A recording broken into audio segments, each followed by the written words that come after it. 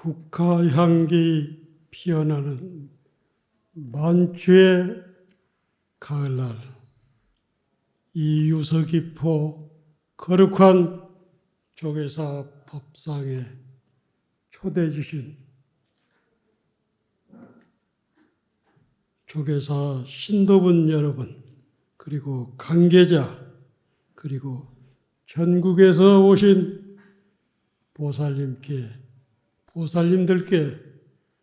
감사의 말씀을 드립니다. 저는 국사봉 상도동 보문사에 주지로 있고 선원장을 맡고 있는 지범입니다. 인사드립니다.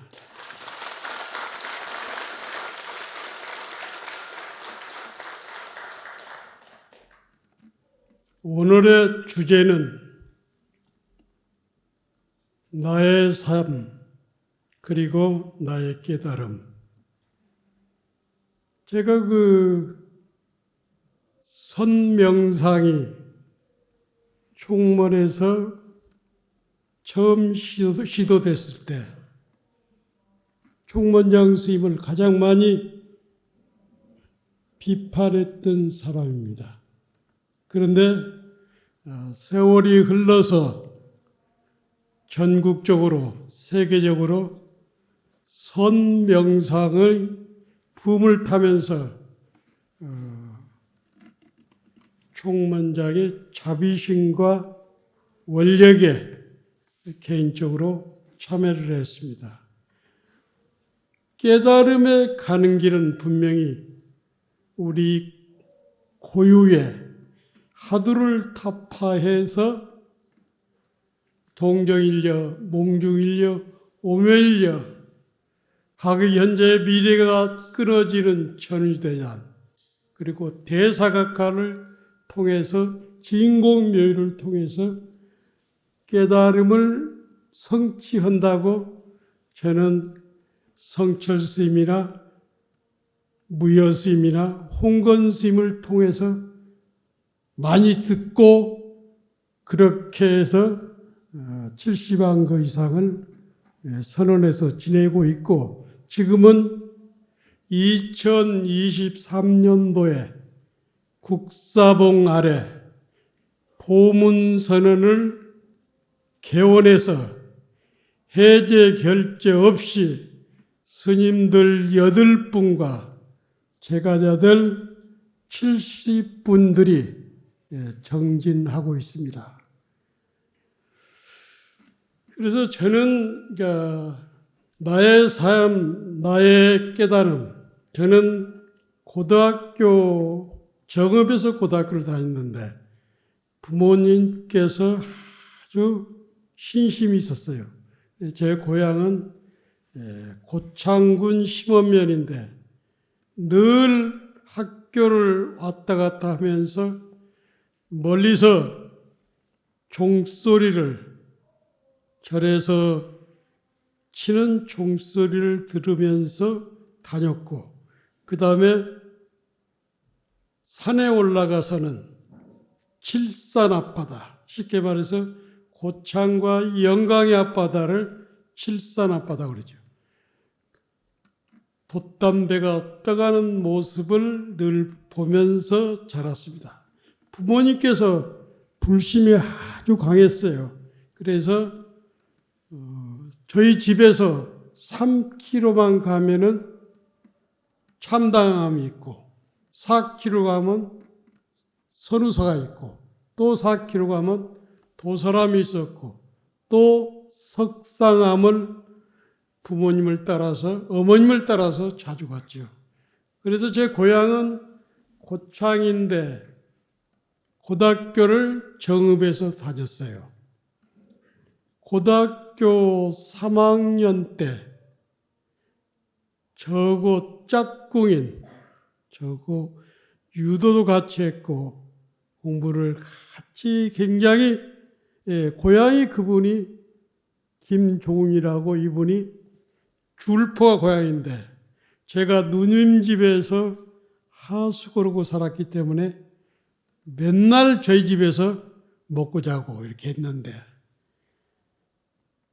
친구가 부모님께서 뭐라 그래가지고 꾸중을 해서 어느 날 농약을 먹고 죽어버렸습니다. 굉장히 저는 고등학교 2학년, 3학년 때 울고만 다녔어요. 그래서 어린 시절에 어머님과 함께 다녔던 선우사 삼내암자 석산암에 가서 한 1년 정도 고등학교 살았습니다. 그때가 76년도니까 그때 당시 호남의 도인은 나주 다보사의 우화스님, 송강사의 구산스님, 백양사의 송스님, 그리고 청하스님이 계셨는데 노스님께서 저를 늘 꼬셔요. 상호로 보나 여러 가지로 보나 불련으로 보나 자네는 출가했으면 좋겠다고. 그래서 고3 때 학교로 안 가고 초발신 자경문을 배우고 그리고 부모 미생전 본래 면목 이목고 화두를 타가지고 학교에 갔죠. 그래서 어찌되었건 제가 서울에서 대학을 1학년 마치고 또 친구도 죽었는데 아버님께서 또 돌아가신 거예요. 그래서 공부도 운동도 못하고 나주 다보사로 고속버스를 타고 내려갔어요. 그때 마침 저희 은사이신 정진 스님을 강주 터미널에서 만난 거예요. 그때 당시 정진 스님하고 천축사 법문관에서 6년을 해양한 원공 스님을 만났는데 보자마자 제가 느낀 뭐냐면 야 옛날 스님 같구나. 야 참선을 하고 도를 닦으면 저렇게 얼굴이 변하는구나 하면서 제가 친절하게 했죠. 그때 어디 가냐고 그래서 우화스님한테 간다고 하니까 우화스님은 작년에 돌아가셨다는 거예요.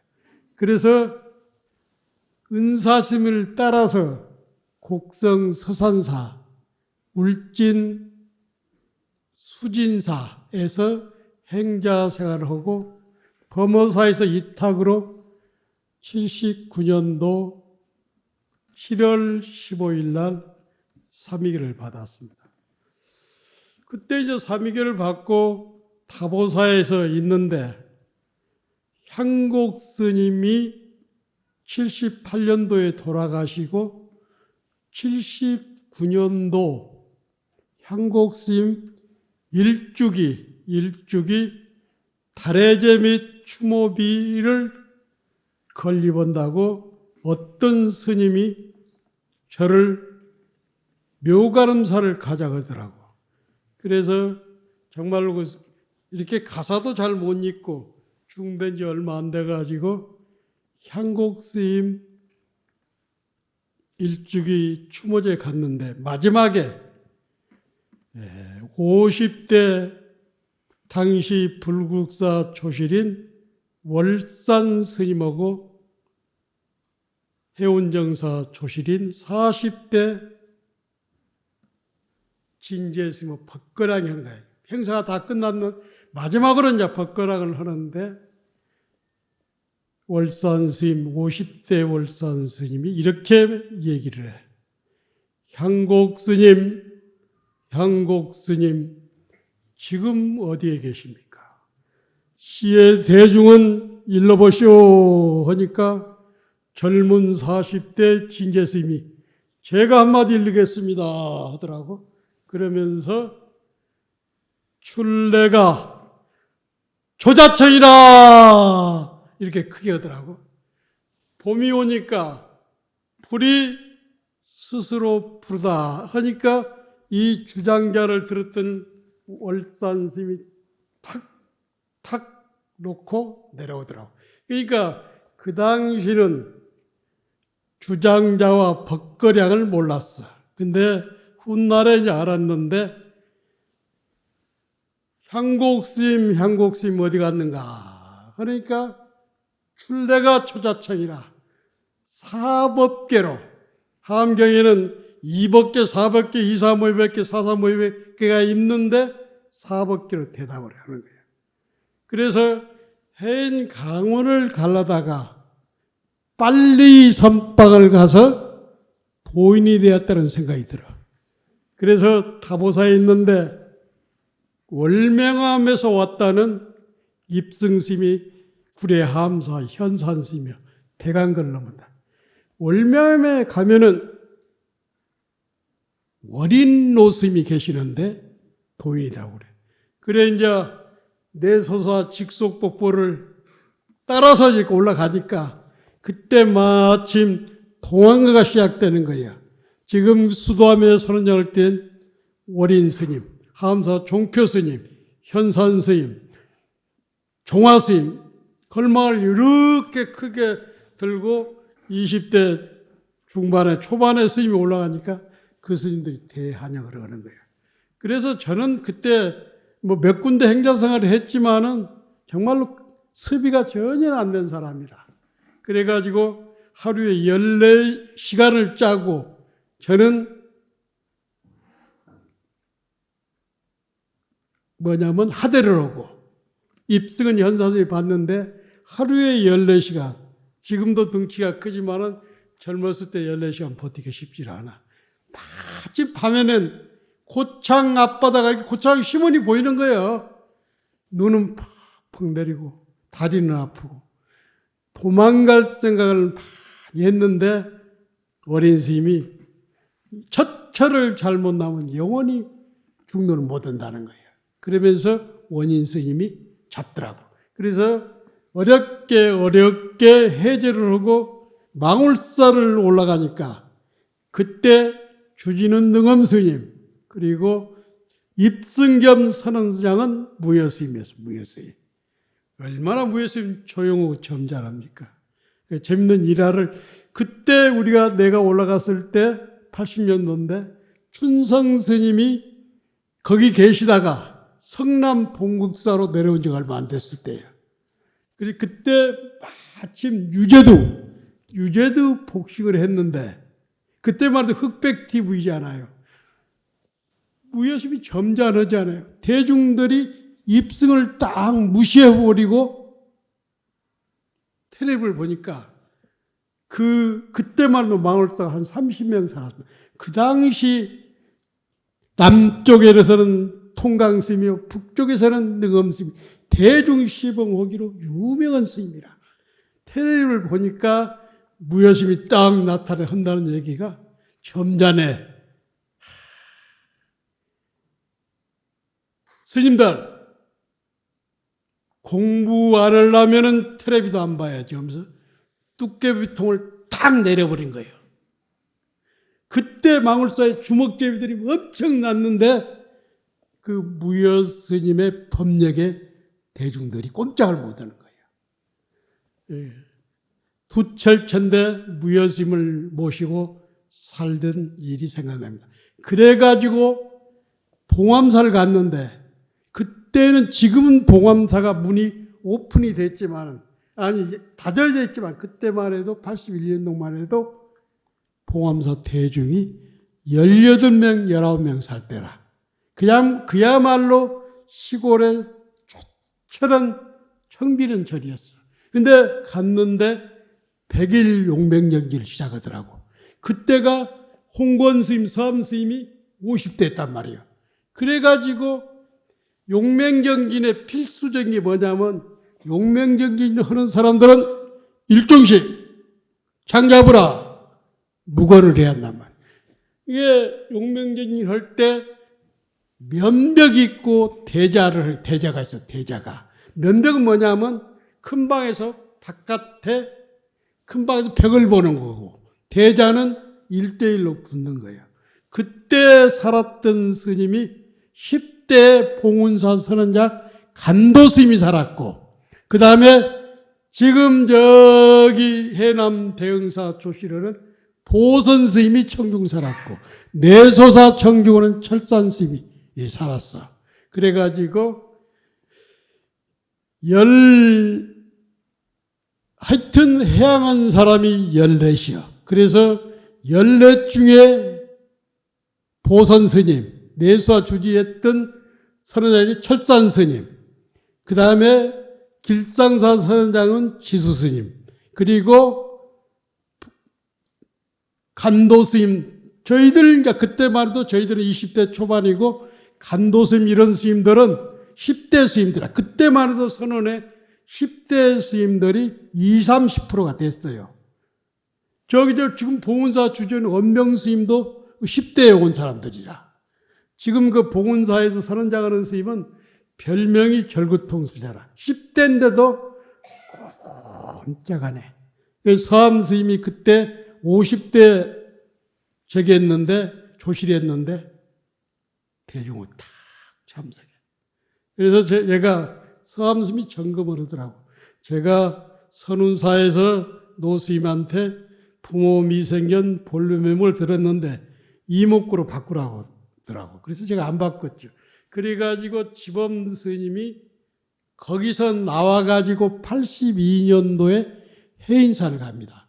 해인사는 그때 당시 성철 스님이 종정에 취임했단 말이에요. 그래서 제가 82년도, 83년도, 84년도, 84년도, 85년도까지 거기서 살았는데, 제가 사실은 저희들이 그때만 해도 광원을 안 낳고, 그러기 때문에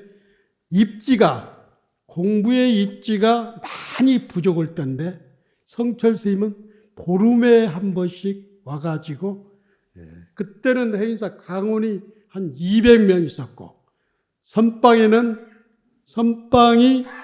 선열당, 그 다음에 태설당, 그 다음에 조사전. 이 조사전에는 범어사 지호스님이 살았고, 태설당에는 정명스님, 무여스님, 언용스님. 그러니까 지금 태설당 방장실 쓸 때 가보면 방이 쪼만합니다. 쪼만해요. 근데 그때 당시 태설당 스님들은 14시간을 했어요. 그래가지고 태설당과 장경각 사이에 조만한 구멍이 대문에 하나 있습니다. 그래서 10시에 방선하면 스님들이 거다 장경각 쪽에 법당이 있어요. 법당이. 그래서 보통 한두 시간씩 자고 정말로 무섭게 공부를 했죠. 그때 당시 40대 문경봉암사 수자를 했던 정명스님이 선원장을 했고, 무여스님이 태설당 입숙을 했고, 정말로 해인사의 전성기를 맞이했는데, 제가 이제 성철 스님한테 배운 것은 여러 가지가 있지만은 깨달음에 가는 길을 가까이서 배웠어요. 그러니까 성철 스님은 이렇게 법문을 할 때 수자들이 딱 달라들어요. 딱 달라들면서 하를 한다든가 딱 그 소리를 친단 말이야. 그러면 성철 스님은 답을 않습니다. 저 미친놈, 해암이 저 미친놈 끌어내라 그런 거예요. 이게 성철 스님은 딱 보면은 제가 5년 동안 살면서 한 사람도 인정하는 사람을 보지 못했어요. 그래서 성철 스님은 공부의 3단계를 주장했어요. 3단계. 그리고 동정일려, 몽중일려, 오매일려를 주장했는데, 오매일려를 다른 말로 그렇게 해서 뭘로 점검을 했냐면, 성철 스님은 잠을 잘 때 숙명일려죠. 오매일려를 다른 말로 숙명일려를 하는데, 어떤 수자가 오더라도 잠을 잘 때 꿈속에서 화두가 되느냐. 그러면 10중 8구가 잠잘 때 하도가 안 된다는 거예요. 그래서 성철 스님이 계시는 동안은 단 한 사람도 인정한 사람이 없었어요. 그래서 우리가 이제 오묘일리에 가는데 예를 들어서 잠이 깊이 들었을 때 하도가 성성한 것을 오묘일려, 숙명일려 하는데 성철 스님은 전우재단을 또 주장했어요. 뭐냐면 오묘일려가 돼가지고 7식, 8식에서 과거, 현재, 미래가 끊어지고 하두가 들려야 한다. 그것을 성철 스님은 전우재단, 앞뒤가 끊어지고 하두가 들리는 것을 전우재단이라고 했고, 여기서 한 발 더 나갔을 때 이것을 성철 스님은 대사각칼이다. 대사각칼이 하는데 저는 이 부분에 대해서 진공묘의로 저는 요즘 표현하고 있습니다. 설사 죽어서 공과 색이 함께 죽었지만은 하두가 살아나는 것, 이것을 제 이해가 잘못됐는가는 모르지만 대사각칼을 저는 진공묘의가 되어야 학철대오로 할 수 있다. 1947년도 성철 스님은 봉암사에서 결사를 했습니다. 청담 스님, 자운 스님, 향곡 스님, 실제로 그 결사를 주도한 사람은 성철 스님과 향곡 스님이었어요. 그런데 향곡 스님이 이미 운봉 스님한테 인가를 받고 온 거예요. 인가를 받고 왔는데 성철 스님이 보니까 뭔가 학철대 구경각이 아니라는 거예요. 그래서 봉암사의 결사는 성철 스님이 계속 향곡 스님하고 씨름을 하고 법거량하고 법을 다투고 아주 그랬대요. 그래서 향곡 스님한테 성철 스님이 한다는 얘기가 하루는 요거 대답만 해라. 죽은 사람을 확실히 죽여야 바야흐로 산 사람을 볼 수 있고, 죽은 사람을 확실히 살려야 죽은 사람을 볼 수 있는데, 바야흐로 볼 수 있는데, 네 이 한마디 한번 일러보라고. 향곡스님이 등치가 크잖아요. 이 3.7을 침식을 읽고 향곡스님이 애를 쓴 거예요. 그래가지고 봉암사 공양가를 지나가면서 양손이 왔다 갔다 하는 것을 보고 향곡스님이 오도성에 나오죠. 그래가지고 한 일주일을 둘이 붙은 거예요, 계속. 그래서 향곡스님을 인정했다고 그래요. 성철 스님께 친 것은 여러분이 잘 알잖아요. 성철 스님은 법을 인가한 사람이 없습니다. 동화사에서 불이 났는데 불쓰기를 이렇게 재를 이렇게 하다가 오도송이 나왔습니다. 그래가지고 동화사를 거쳐서 불산 스님이 계시는 운부암을 거쳐서 당시 송광사에 계시는 효봉 스님한테 갔는데 인가를 못 받았어요.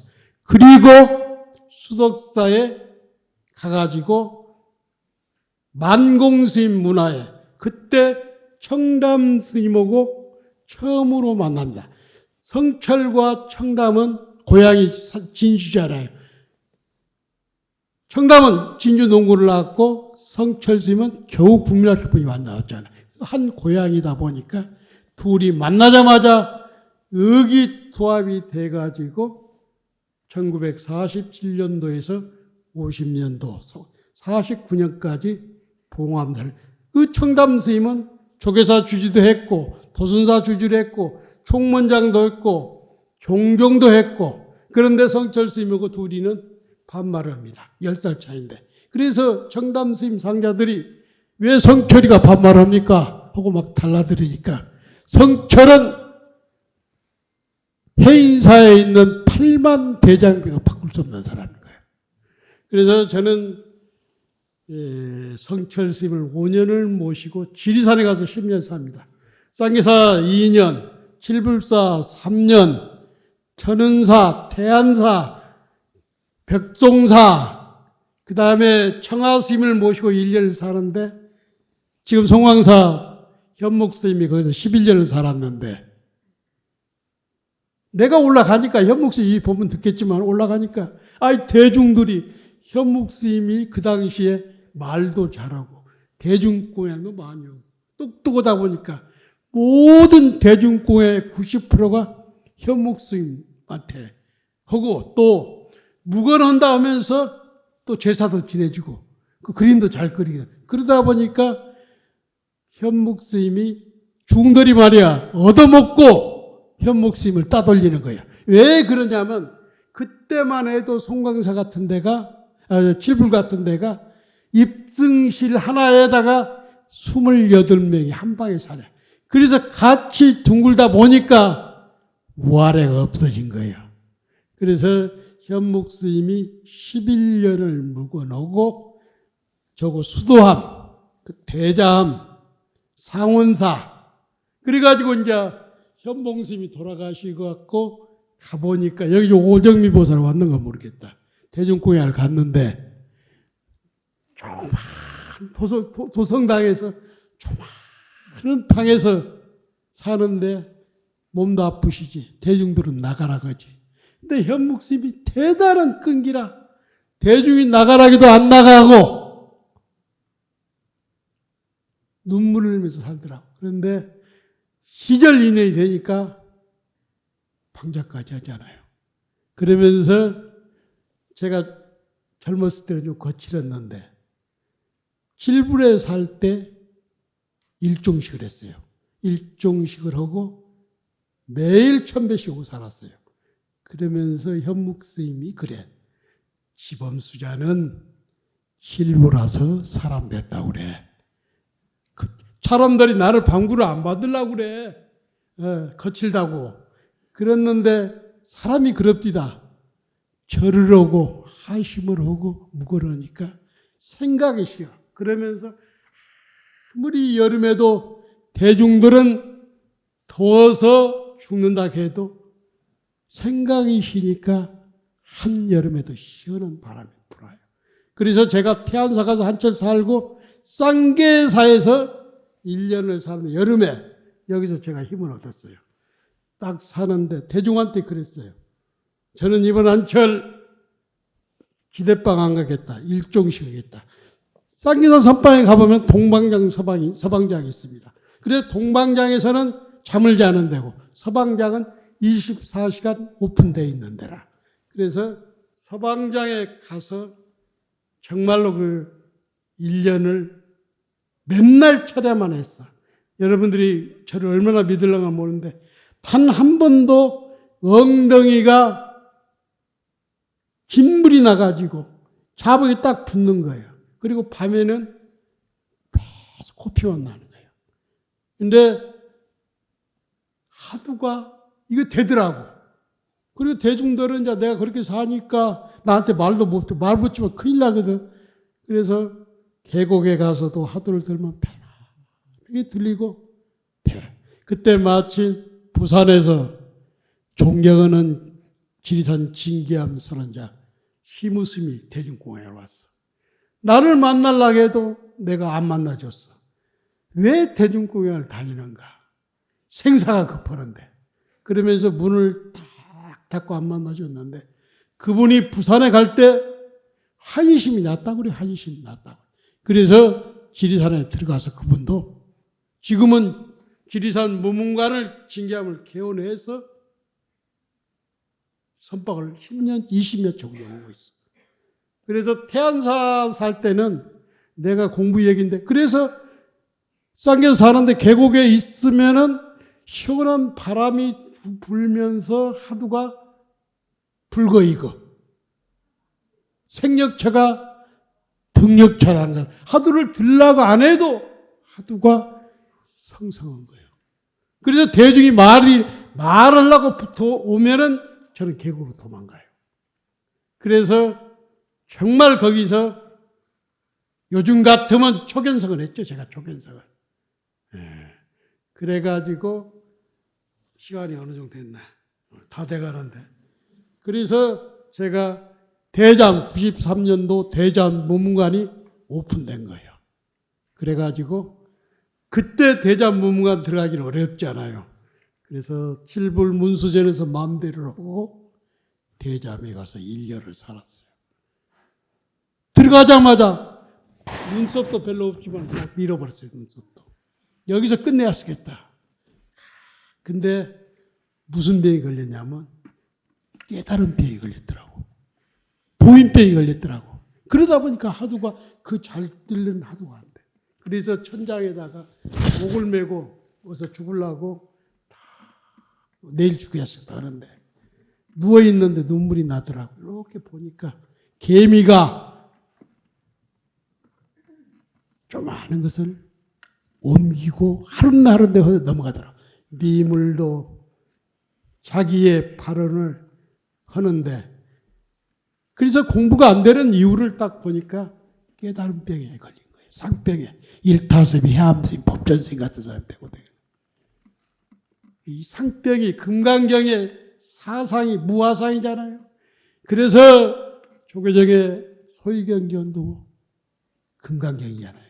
상이 되니까 공부가 안 되더라고. 그래서 절을 하면서 하두가 또 틀렸어. 그래서 이제 여기 주지를 은사스님이 갑자기 돌아가셨어. 돌아가셔가지고 보문사 주지를 맡았는데 산중에 사는 사람들이 살는 스님이 와서 사니까 신도들이 내가 적응을 못하니까 몇 번 쓰러졌죠. 몇 번 쓰러져. 보살님들도 보문사 신도들도 안 몇 번 쓰러져서 그러니까 신도분들이 주지심 공부로 가십시오. 그래가지고 제가 18절을 주지 살면서 갔다 온 거예요. 그때 예전에 주지하기 전에 백담사 문문관에서 1년을 살았거든. 그 뒤에 2번, 3번 해서 3년을 살고 나왔는데 나오니까 오연 스님께서 그러더라고. 밥값 내놓으라고, 밥값 내놓으라고. 옆방에 내가 15실에 살고 오연 스님께서 11호실에 살았는데 지범수자! 밥값 내려라고. 그래서 제가 이렇게 답을 했습니다. 대청봉 춤을 추고 노래하며 조질스님 할 소리에 대청봉 춤을 추고 노래하며 삼동에도 백담골에 복사꽃이 만개했습니다. 쫙 나오니까 오연스님은 막 박수를 치고 춤을 추는 거예요. 이것은 오도성이야 그러더라고. 제가 그랬죠. 오도성이 아니라 수자의 마음. 만일 오연스님이 나를 거기서 인가를 했다 하면 나는 설악산 나오지도 못합니다. 생각을 딱 바꿔가지고 이것은 수자의 마음의 노래입니다 하면서 나왔죠.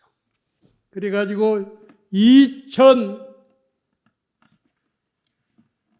2018년도에 봉도사 보광전에 사는데 수자가 이제 뒷방에서 사유수 보살님이 그러더라고. 스님 살아온 얘기를 좀 해주십시오. 그래서 선방에서 구참이 글 쓴다고 하니까 대중들도 엄청 나를 이상하게 보는 거예요. 그래가지고 해제날 그 유명한 선언일기가 나왔잖아요. 그래서 오연스님한테 영진스님한테 보내니까 오연스님이 이것을 보고 화이심을 내는 거예요. 그래서 몇천 권 사줬죠. 그래서 그 덕분에 서울에 와가지고 BBS 무명을 밝히고 8년 채고 있잖아요. 가장 장수 프로입니다. 해암스님 일타스님 성철 스님, 경화 스님, 망공 스님, 당대 최고의 선사들의 일대기를 방송, 지금은 성철 스님 방송을 하고 있습니다. 성철 스님 방송 오니까 원택 스님이 좋아가지고 대중공연도 보내고 여러 스님들이 자기 스님 일대기를. 근데 이게 중요한 게 뭐냐면 아무리 그 스님이 훌륭하게 살았더라도 제자나 인연 있는 사람들이 그분의 발자취를 글로 남겨놓지 않으면 할 수가 없는 거예요. 그래서 성철 스님은 원택 스님이 있었고, 원택 스님, 경봉 스님은 명경 스님이 있었잖아. 그런 분들이 있었기 때문에 후손 후대 사람들에게 그것을 삶을 전할 수 있는 거라.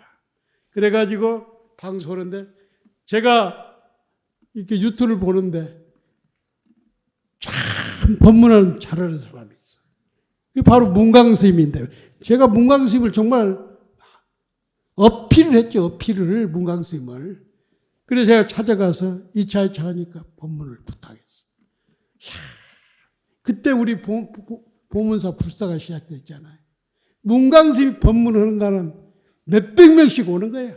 그리고 얼마나 법문을 잘합니까? 저는 문강 스님이 성철 스님 이후로 불교의 교리를 한마디로 제대로 세웠다.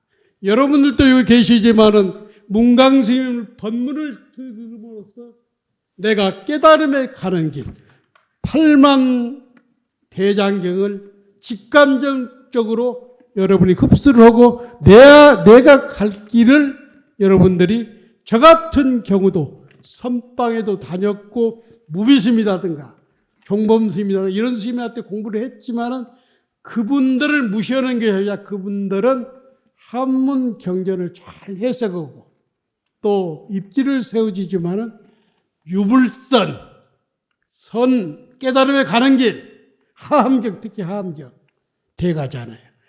그 문강 스님의 법문을 들음으로써 여러분들이 깨달음에 가는 길을 알았잖아요. 문강 스님 양심적인 사람이라. 자기가 한국 최고의 학생이지만은 실질적으로 그분이 하는 얘기가 뭐냐. 불교는 이론이 아니고 체험이다. 이론이 아니고. 초견성을 수없이 했지만은 학철대를 못한 거예요. 그래서 3년 결사를 지금 수도합에 갔잖아요. 제2, 제3의 문강스님이 나와야 합니다. 그렇죠? 문강스님을 위해서 박수 한번 쳐주십시오.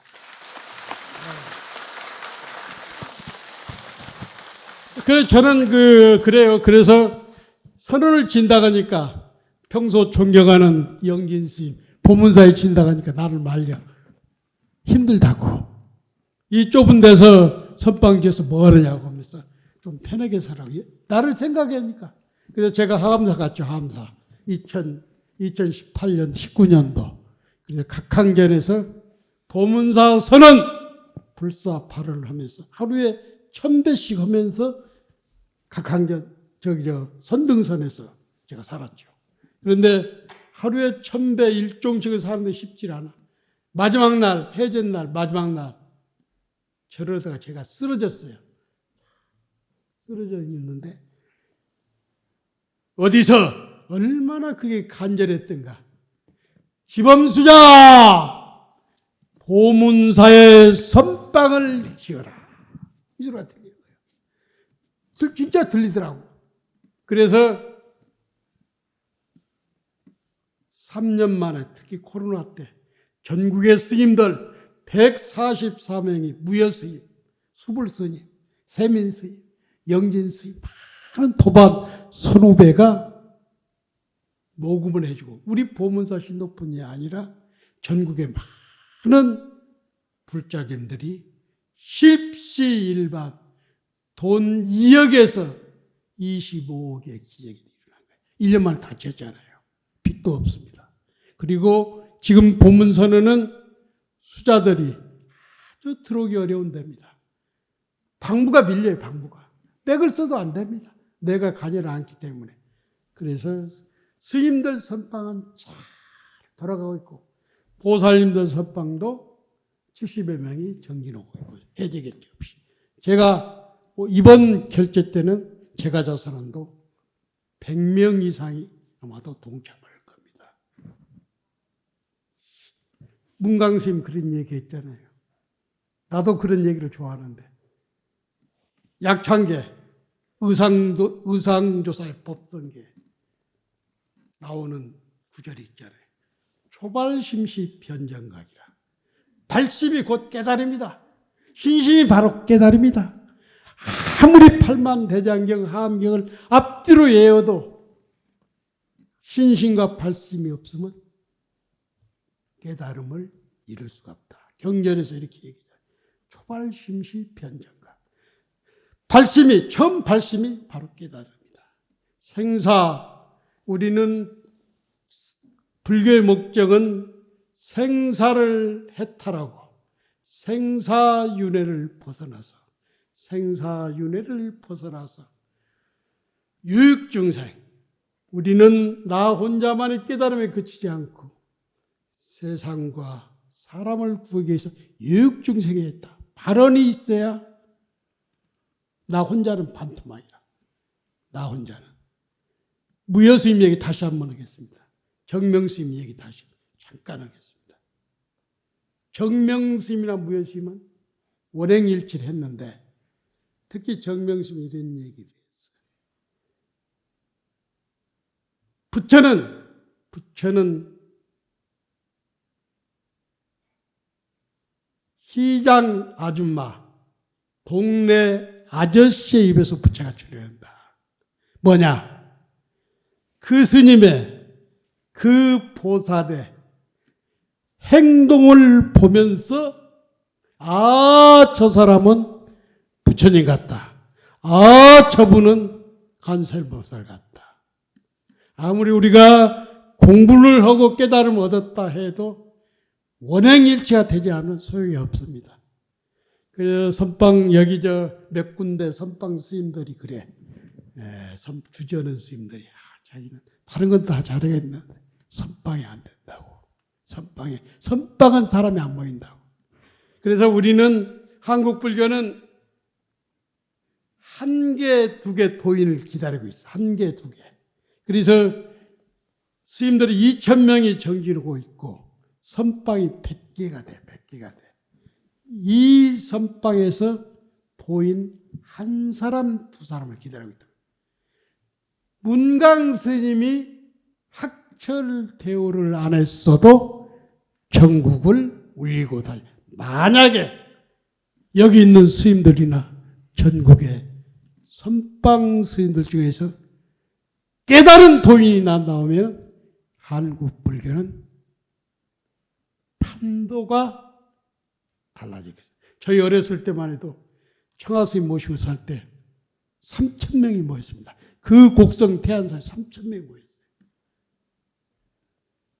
불교가 지금 반토막 3분의 1 이렇게 낮잖아요. 그래서 저는 그럽니다. 우리 보문사도 방부를 들을 때 가족 단위 들으라. 가족 단위로. 어머니만 하지 말고.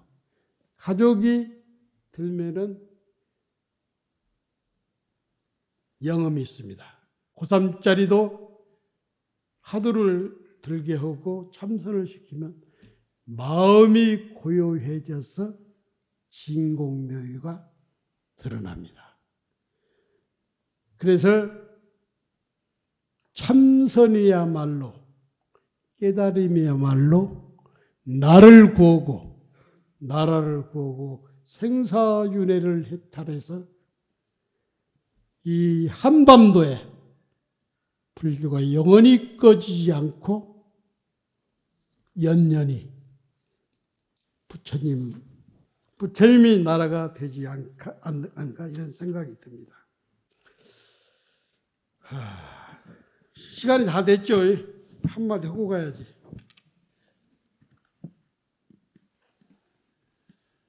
조계사 설림은 용맹정진 죽빛 소리에 삼각산 춤을 추고 노래하고 만추의 노란 가을국화,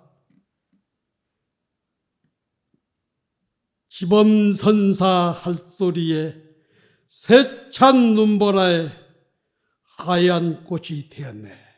무슨 얘기냐면 이 지범스님의 할소리에 만추의 국화꽃이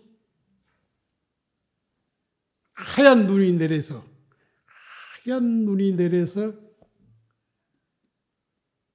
세찬 눈보라에 하얀 꽃이 되었습니다.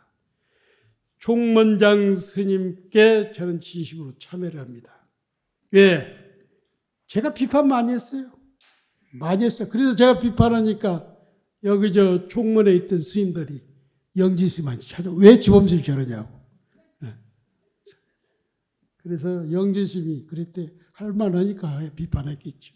그런데 지금 총문장 스님의 신신과 원력으로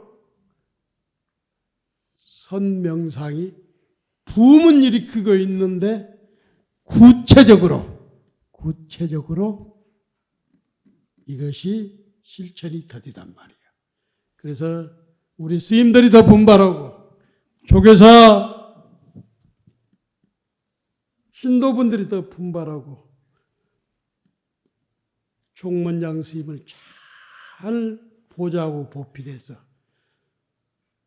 그야말로 21세기 선명상 시대를 설림원 회원들이 앞장서서 불국토를 만들어 주십시오.